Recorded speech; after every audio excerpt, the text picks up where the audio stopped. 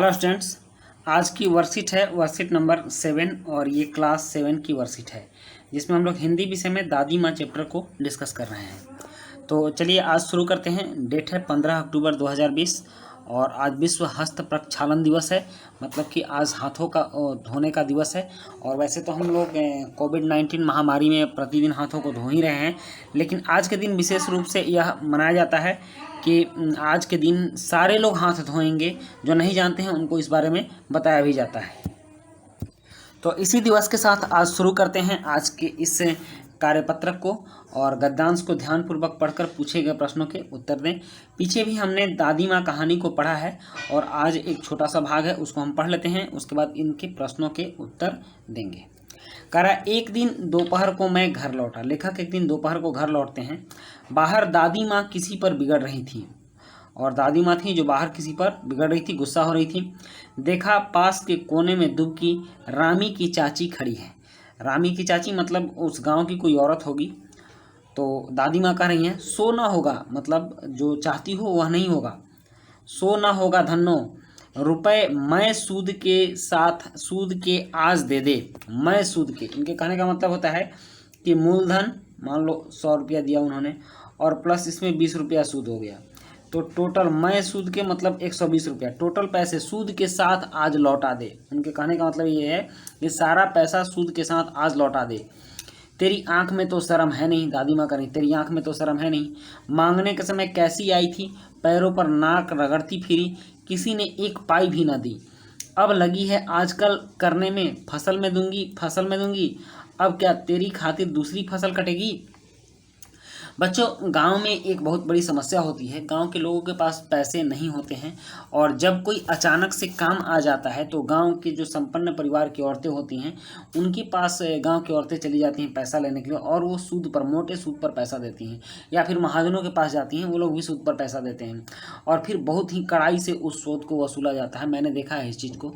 ठीक, तो यह सूद का रेट भी काफ़ी ऊंचा होता है और जल्दबाजी में लोगों को मजबूरी में लेना पड़ता है। किसी के बेटे की तबीयत खराब हो जाती है, किसी माँ की तबीयत खराब हो जाती है, किसी को अचानक से कहीं जाना पड़ जाता है या किसी पर कोई विपत्ति टूट पड़ती है, तब जाकर के लोग उस तरह का पैसा लेते हैं और वसूलते समय ये महाजन लोग बहुत कड़वी कड़वी बातें भी बोलते हैं। तो बात वही थी कि दादी माँ ने किसी को पैसा दिया था, रामी की चाची को पैसा दिया था और वो लौटाने में देर कर रही थी, तो रामी की चाची पर दादी माँ गुस्सा रही थी। उसने शायद फसल कटने पर देने का वादा किया था, लेकिन एक फसल कटने के बाद भी रामी की काकी ने पैसा नहीं लौटाया था, इसलिए लेखक की दादी उन पर बहुत ज़्यादा गुस्सा हो रही थी। चलिए अब इनके प्रश्नों को करते हैं।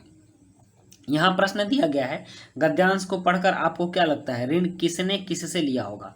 और प्रश्न 2 है, दादी माँ किस पर बिगड़ रही थी। प्रश्न 3 है, दादी माँ किस कारण बिगड़ रही थी। और प्रश्न 4 है, यहाँ ऋण लेने की बात हुई है, अनुमान लगाइए किन किन पारिवारिक परिस्थितियों में गांव के लोगों को ऋण लेना पड़ता होगा, यह उन्हें कहाँ से मिलता होगा। बड़ों से बातचीत कर इस विषय में लिखिए। तो बच्चों हम लोग चलिए अब इन प्रश्नों को लिखते हैं, इनके उत्तर लिखते हैं।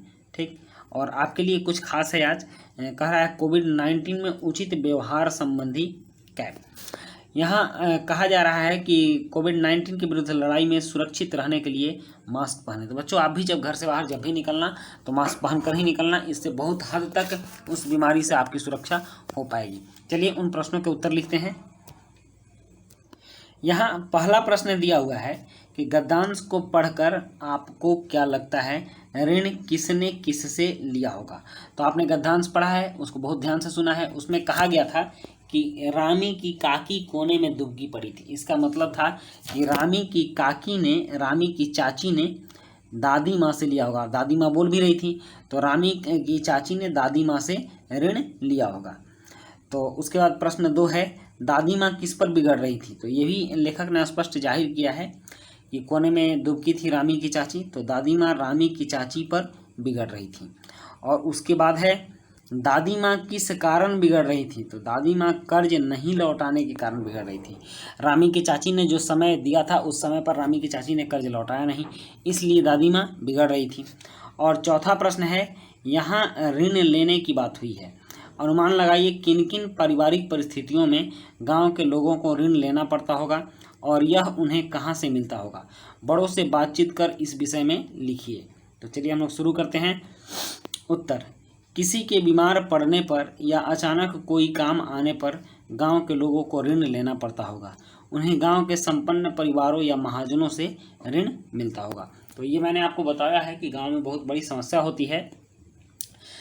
अचानक किसी की तबीयत जब खराब हो जाती है और पैसों की आवश्यकता पड़ती है तो वो किसी के पास, बैंक तो कर्ज उतनी जल्दी देगा नहीं, लेकिन गांव के लोग जल्दी कर्ज तो दे देते हैं, लेकिन बदले में मोटी सूद भी वसूलते हैं और उस सूद को बहुत कड़ाई से वो लोग लेते भी हैं और उसके लिए जो कहना होता होगा सारी बातें कहते हैं, लेने वाला बेचारा चुपचाप सुनता है। तो बच्चों, ये थी आपकी आज की वर्कशीट और इस वर्कशीट में हमने बहुत कुछ सीखा। ठीक, तो मिलते हैं हम लोग नेक्स्ट वर्कशीट में। आपको वीडियो देखने के लिए बहुत बहुत धन्यवाद।